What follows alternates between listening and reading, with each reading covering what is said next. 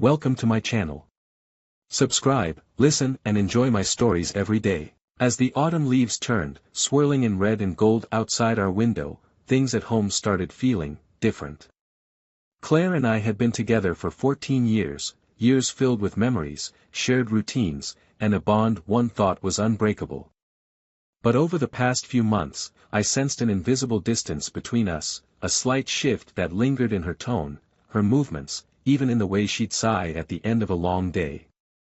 I'd ask if something was wrong, if work was getting to her, but her answers came with a well-practiced smile and a pat on my arm. "You worry too much," she'd say, then carry on as if nothing was wrong. Still, something gnawed at me, a subtle, irritating doubt that wouldn't let go. I tried to shake it off, chalking it up to paranoia, a midlife need to feel needed. But one morning, as I was tidying her car, a casual chore I never thought would change everything, I found it. There, tucked into the glove compartment, was a single condom packet. I held it in my hand, the world narrowing to that small, damning piece of foil. My heart sank, questions immediately raced through my mind. We hadn't used protection in years. Why would she need one? Why was it here? I tried to come up with 100 different explanations, every one somehow worse than the last. Maybe it was old, maybe it was a mistake, maybe it was exactly what it looked like. I took a deep breath, slid the packet back into the compartment, and closed the door, my mind whirring with possibilities. Over the next few days, I couldn't shake the images of her with someone else, couldn't unsee that packet glinting in the dim light of her car. It felt like an invisible weight had settled on my shoulders. I would watch her move around the house, smiling and humming as she went about her day, and I felt like I was on the outside, looking in on a life that was no longer mine. I knew that asking her outright might blow up our marriage without any real proof. But the gnawing feeling in my gut was like a constant drumbeat, urging me to take action, to find out the truth no matter what it was. I found myself doing things I'd never imagined, checking her phone when she'd leave it unattended, noting the times she left for work dinners or overnight conferences that suddenly seemed suspect. Then I started searching her call logs, noting unfamiliar numbers, tracking dates. I cross-referenced her stories with those suspicious timestamps, trying to piece together the truth. And eventually, my suspicions settled on one particular number, a contact saved as David W. Every time Claire was out or working late, I'd find traces of this David W. There were texts between them, seemingly mundane conversations about work that took an odd turn, sliding into flirting, private jokes, things that, with each passing line, made my blood run cold. It was one thing to suspect something was wrong, it was entirely different to watch it unfold, line by line, through the glow of her screen at midnight. Then I saw the photos, a couple of them tucked into a hidden album. Photos of her with him. The dates matched the times she told me she was at work events. I felt sick, like the ground had been yanked from beneath me. The hurt was instant, followed by a hollow rage that settled in my chest and burned quietly through the night. That night, I lay beside her, my mind churning, my hands clenched into fists under the covers as she slept peacefully, oblivious to the storm building beside her. The next morning, I called out of work. I needed time to think, to decide what to do. Anger pulsed through me, but so did something colder, a calculated calm. I wasn't going to fly off the handle, that would be too easy for her. No, she'd made her choice, and now it was time to let her deal with the consequences. Over the next few days, I prepared. I consulted a lawyer and began securing my assets. The house, the savings accounts, everything we'd built together, I made sure as much of it as possible was tied up, beyond her reach. I felt like I was playing a part in some twisted play, but there was a grim satisfaction in it. I kept everything close to my chest, treating her with the same cool politeness she'd been offering me. Finally, the day came when I'd planned to reveal everything. I set it up like a perfect play, inviting a few friends over, including one of her close work friends who knew both of us. I told them I wanted to throw a little dinner for Claire as a surprise. I kept my tone casual, made it sound like I was just being a thoughtful husband. I invited David W. as well, a bold move that had my pulse racing, but I wanted him there to see her face, to see the look on her when she realized what was happening. That night, I set the table carefully, laying out her favorite dishes, setting candles around the room. I wanted this to look perfect, almost idyllic. Claire came home just in time, surprised by the setup, touched even. I watched as she greeted her friends, smiling and laughing, blissfully unaware that everything was about to come crashing down. The evening began smoothly, almost deceivingly so. Claire mingled, laughing with our friends, her eyes bright, her cheeks flushed. She looked happy, the perfect picture of a loving wife, a dedicated partner. I almost found myself questioning the plan. Almost. But I knew better. I had seen the texts, the pictures, the evidence of her betrayal that she couldn't erase with a few smiles and a carefully staged performance. David W. arrived last, giving me a brief, polite nod as he entered. He was just as I'd imagined, confident, charming in that effortless way that makes people want to trust him. He greeted Claire with a casual familiarity that no one else seemed to notice. But I did. I watched the subtle glance she cast his way, the quick but loaded smile they exchanged. It was like they thought they had a secret, like the rest of us were just oblivious bystanders in their private little drama. And maybe we were, until tonight. I kept up my role, laughing and joking with our guests, keeping the mood light. My mind, however, was constantly churning, rehearsing my plan, waiting for the right moment. As the night went on, I topped off everyone's drinks, hoping the alcohol would loosen the social tensions. I noticed Claire's eyes sparkle a bit more as she relaxed, her laughter growing louder, her smile wider. She was enjoying herself, basking in the attention, reveling in the life she thought she could control. Finally, dinner was served. Everyone gathered around the table, chatting easily as the plates were passed around.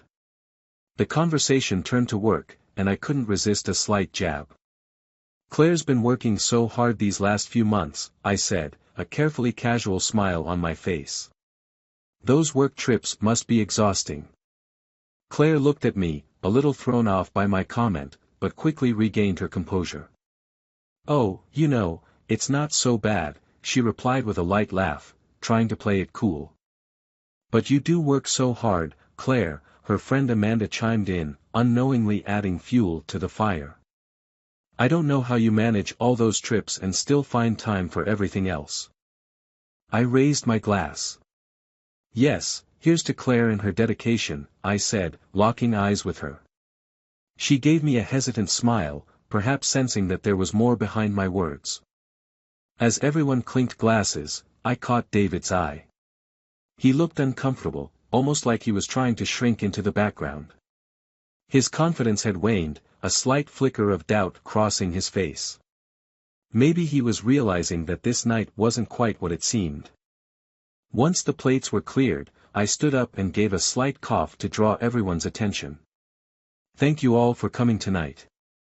I just wanted to take a moment to say something about my lovely wife, I began, keeping my voice steady. Claire looked at me, her expression a mix of curiosity and unease. She knew me well enough to sense that something was off, and her eyes darted to the others, perhaps wondering if they noticed, too. But I didn't give her time to think. I reached under my chair and pulled out a folder, the edges frayed from the hours I'd spent rifling through it, collecting everything I'd need. Claire and I have built a beautiful life together, I continued, my voice gaining a hardened edge.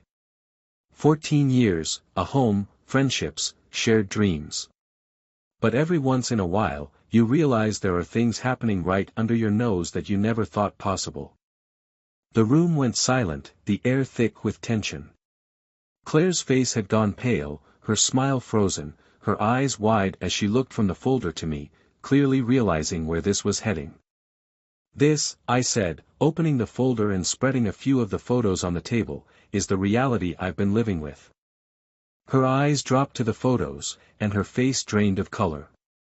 The images spoke louder than words, Claire with David, laughing together, their bodies close, their hands brushing in ways that were too intimate to pass as casual. Gasps escaped from our friends as they took in the evidence, the betrayal laid bare in front of them.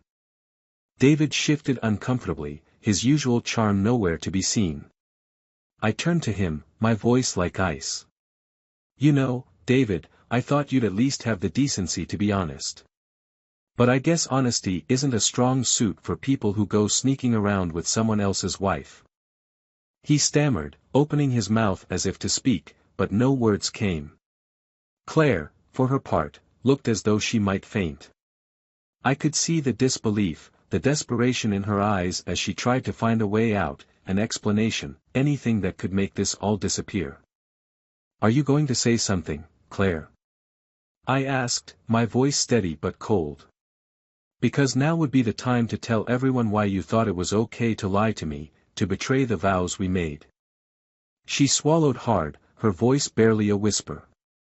It's not what you think, Thomas. I swear."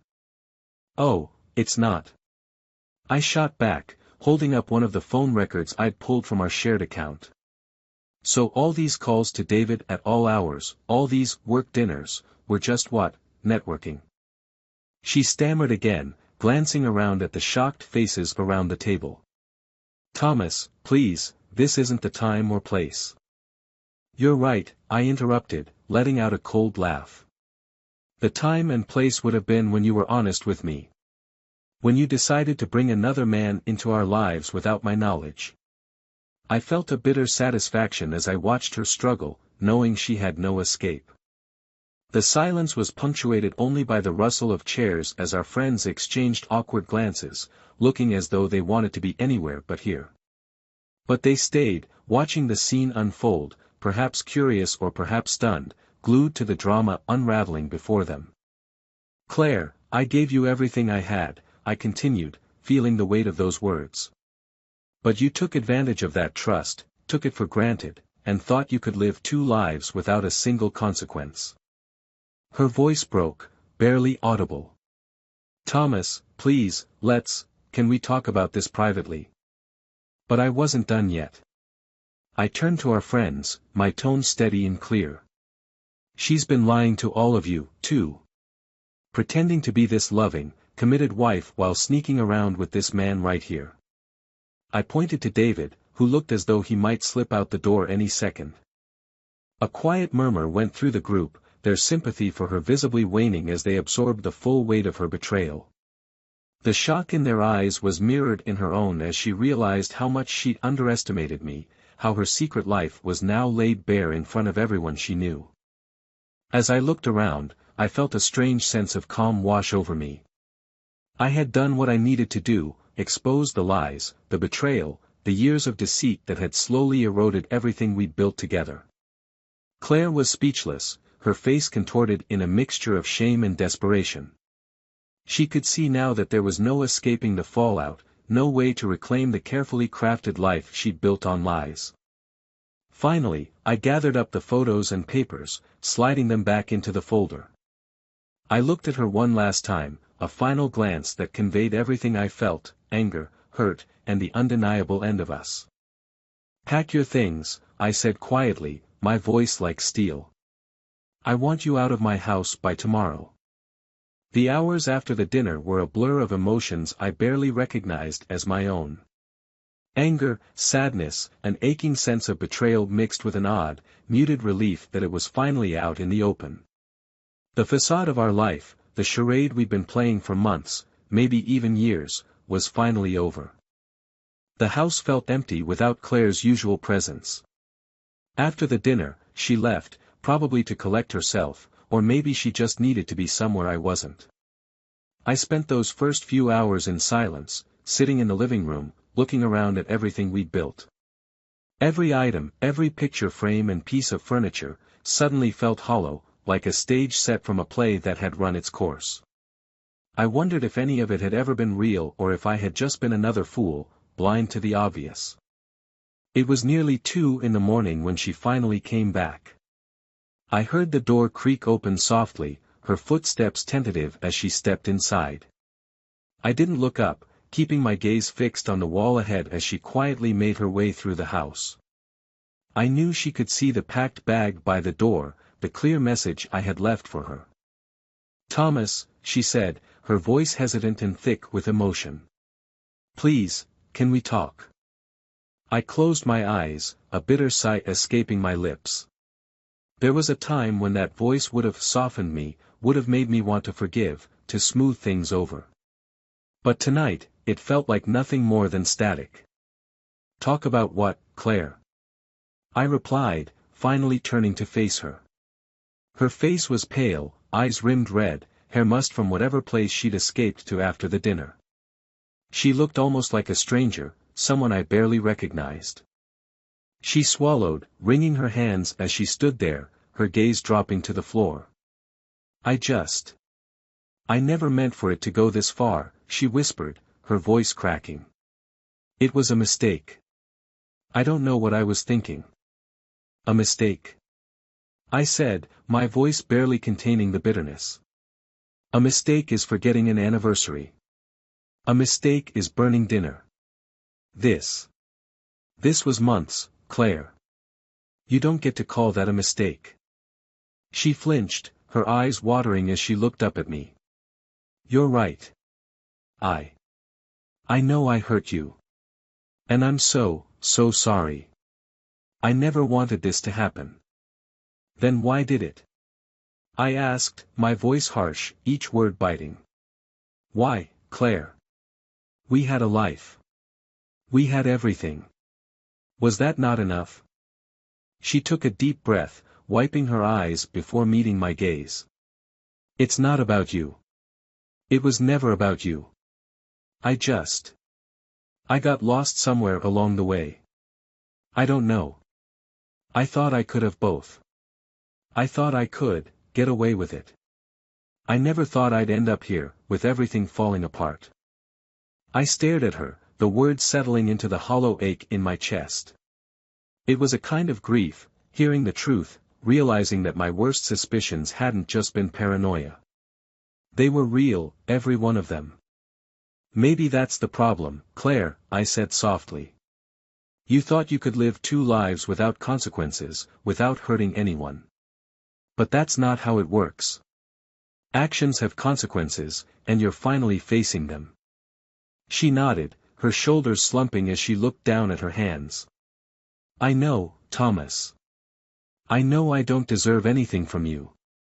But please, can't we find a way to get past this? To start over?"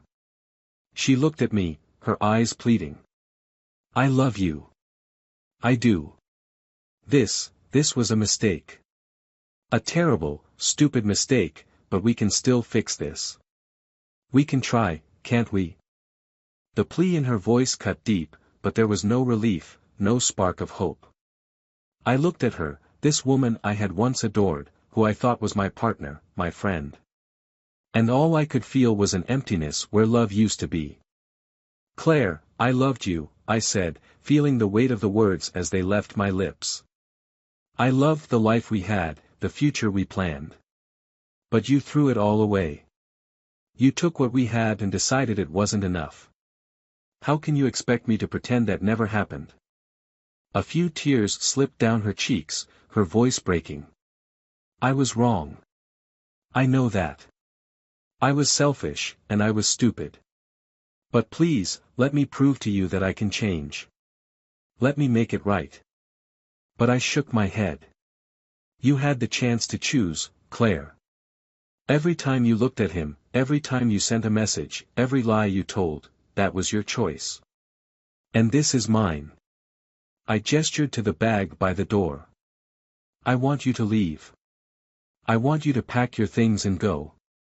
She stood there, her expression one of shocked disbelief, as though she hadn't really considered that this would be the outcome.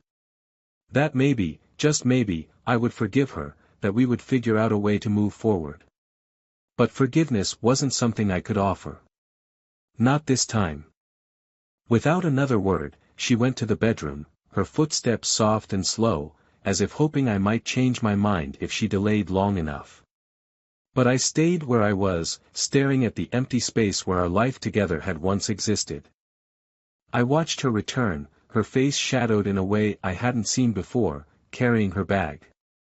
She paused by the door, hesitating one last time, her gaze pleading with me, hoping for a different ending. But all I could say was, "Goodbye, Claire." She nodded, wiping away another tear as she finally turned and left, the door closing softly behind her.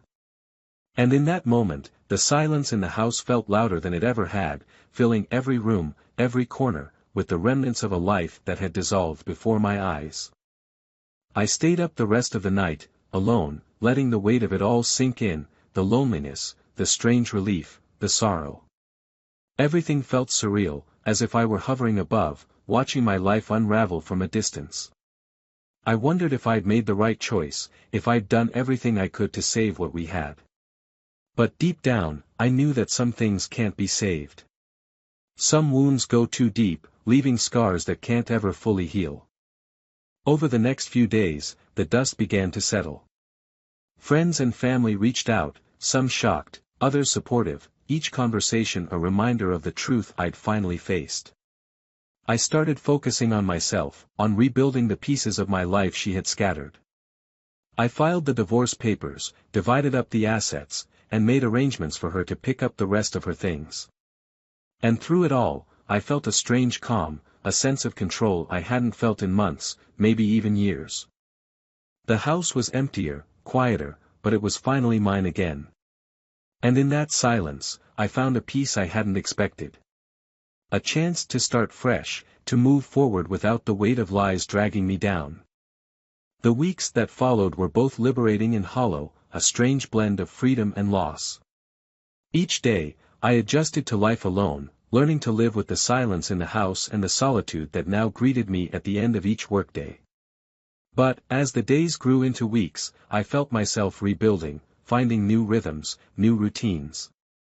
I'd just come home one evening from work, arms full of groceries, when I saw a familiar figure standing by the front door. My heart stopped as I recognized her, Claire, looking tired and worn, as if she hadn't slept in days. Her once confident demeanor was gone, replaced by a vulnerability I hadn't seen before. "Thomas," she said, her voice soft.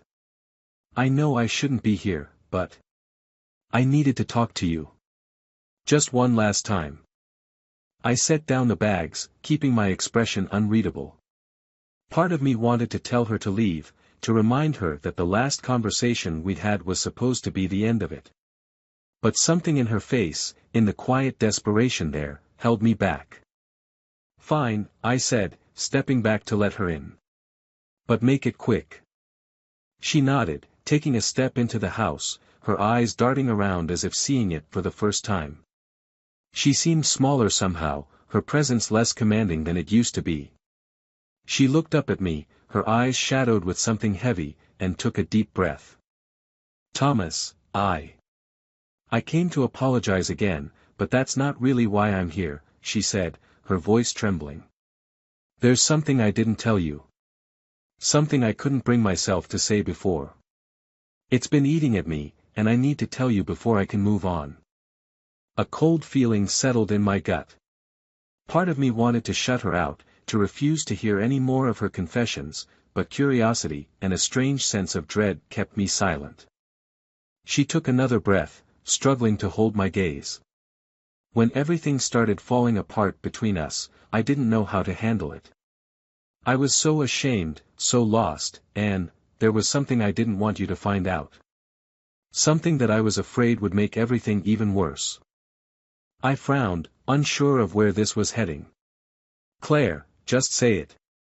If you're here to get something off your chest, stop wasting time and say it." She bit her lip, looking down at her hands. I didn't just have an affair with David. It was more than that." She took a shaky breath. "I'm pregnant, Thomas." Her words hit me like a punch to the gut, every syllable echoing in my mind. I felt my stomach twist, a numb shock spreading through me as I stared at her, trying to process what she'd just said. She looked away, tears glistening in her eyes. "I only found out after everything blew up. And I didn't know how to tell you. I thought that if I left, if I just disappeared, you wouldn't have to deal with it. I stood there, stunned, my mind racing. Claire was pregnant. With David's child. The betrayal, the anger I thought I'd left behind, surged up again, a bitter wave that threatened to consume me. Why are you telling me this now? I asked, my voice barely a whisper. Why not just stay gone and let me move on? She hesitated, her gaze dropping to the floor. Because I didn't want you to hear it from anyone else. And, because I wanted to ask for one last thing. I laughed, a harsh, bitter sound. You've taken everything, Claire. What more could you possibly want from me? She winced, her face crumpling as fresh tears slipped down her cheeks. Thomas, I know I have no right to ask you for anything. But I've lost everything, and I'm scared. I don't know what to do. I can't go to David, he made it clear he doesn't want anything to do with me now. He's moved on, and I'm on my own. For a moment, I just stood there, the weight of her words settling over me. Part of me felt a dark satisfaction knowing that David had abandoned her, that she was now facing the consequences of her choices.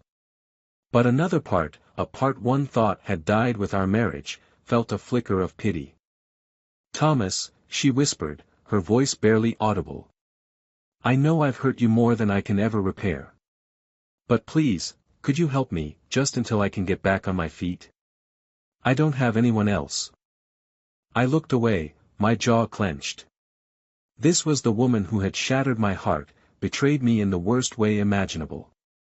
And now she was standing here, asking me for help, for a lifeline I wasn't sure I had it in me to give.